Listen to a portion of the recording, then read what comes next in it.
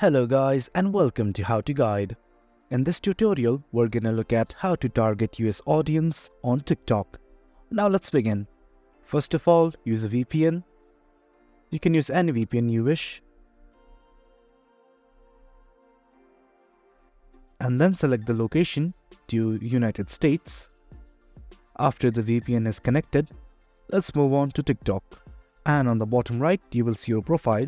Simply click on it. Edit your profile. Make sure that everything here is in English, that is your name, Instagram accounts, everything.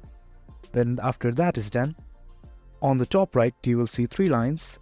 Simply click on it and go to Settings and Privacy. After moving on to a new page, scroll down and you will see something like Language on the Content and Display tab. Go to Language and select the app language as English. As you can see, I've already changed my app language to English.